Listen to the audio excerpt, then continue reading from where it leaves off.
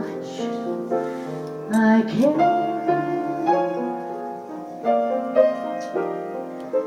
And if I tried, I still couldn't hide my love for you.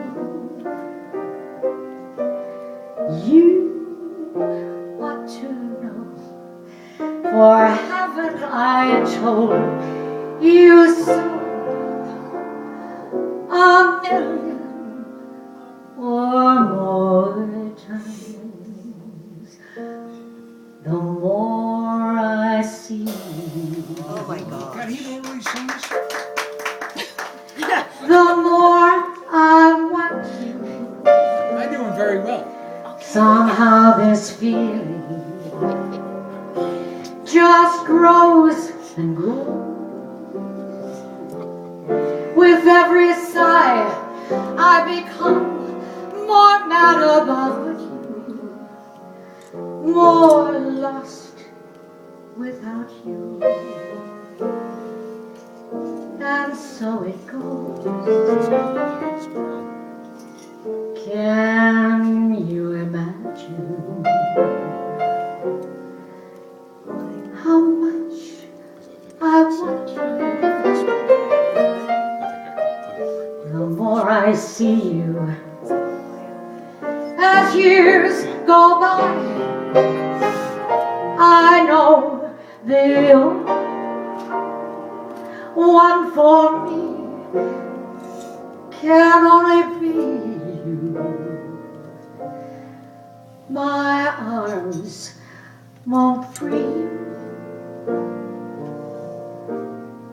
my heart won't try. And you know, my uncle won the Academy Award for this next song. And when I worked with Margin Gower Champion at the New Frontier, I closed my show with a medley of Cal songs. And this was the closing song. And I used that same straw hat again. They don't make them like this anymore. Come on along and listen to the lullaby from the hip parade, the ballyhoo, the lullaby of Broadway, the rumble of a subway train, the rattle of a taxi, daffodils, wind and tea, around John Road and Maxie. Well, Broadway baby says good night. It's early in the morning. Manhattan babies don't sleep tight until the dawn. Well, good night, baby. Good night. You know the milkman's on his way. Come on and sleep tight, baby. Good night. Let's call it a day and say good night, baby. He's saying good night, baby. Say good night, baby. Good night. The lullaby of Broadway.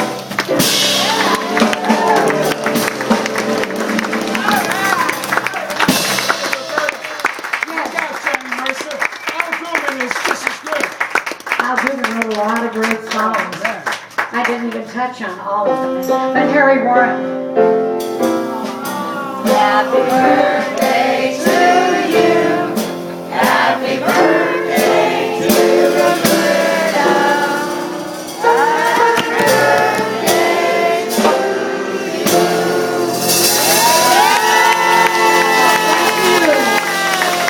Thank you. Thank you. You know, at the end of the evening, instead of dessert, I brought cake for everybody. So please stay. It's our birthday cake, okay? And it's my gift back to you. And your gift to me tonight, really, this is very special. Thank you for the cards. Thank you for the gifts. Thank you for your love. I must tell you that The reason I haven't been singing very much, I mentioned this last February, is I've been really sick for a while and had several surgeries, and so it was hard to sing. So I thought maybe if I would come in and do these little shows like this, and I love this little room, then I don't have to work so hard, and I can start getting my voice back. I'm trying. And this is the foundation over here, and I love them dearly. A singer is only as good as the backup that she has, and they are the best. They are really the best.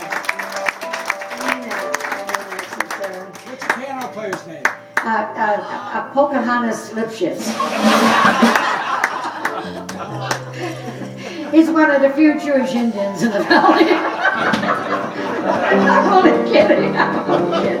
No, that's really my name is Pocahontas. I'm going to go another name for you. That didn't come out right. Oh, he told me, he said, you need to be funny. By the way, you got my name wrong. My first name is Bob. Bob Lipschitz. Oh, maybe we should change the last name. Lipschitz, you know. He told me I should be funny, so he gave me a couple of jokes to tell tonight, you know, because you got to have comedy in your show. So he told me about the story about this fellow that walked into the bar that didn't have any arms. And he told, that's not too funny yet. So he tells the bartender, he said, I would like to play darts. And the bartender said, well, how are you going to play darts? You don't have any arms. He said, put the dart in my mouth. Put the dart in my mouth. So he puts the dart in his mouth, and he stands up and he says, now throw the board at me. That's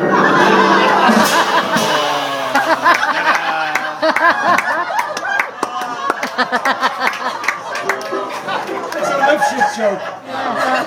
That's a Lipschitz joke. Okay. James told me a story, James Lewis, about 3 little midgets. And one little midget kisses a gal that's 6'7". And the 2 little midgets put him up to it.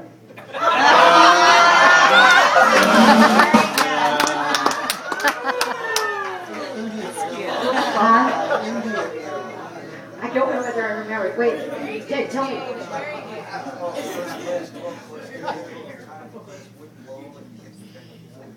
You tell him. Wait a minute. He's got an India airline joke. I don't know whether this is true or not, but a friend of mine flew on India Airlines, and he said if you fly first class, you get a 12-course dinner, and if you fly economy class, you get an empty wooden bowl, and you're allowed to go into first class and beg for food. Okay, Richard, sit down. Okay, I think that's about as funny as we can get.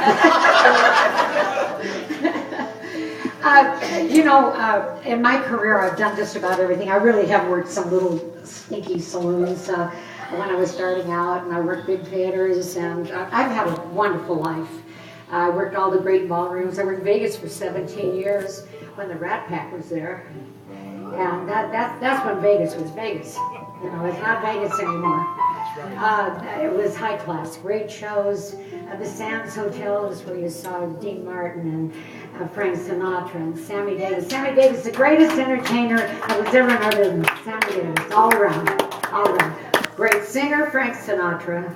And Dean Martin was the most underrated singer in the industry, I think. You know, what a good singer he was. And they were great guys. They were fun to be with, and that's when Vegas was wonderful. But you know, I started out singing with bands. And did you ask me how I got the job with Lawrence? Yes. With Lawrence, because Ron asked me this.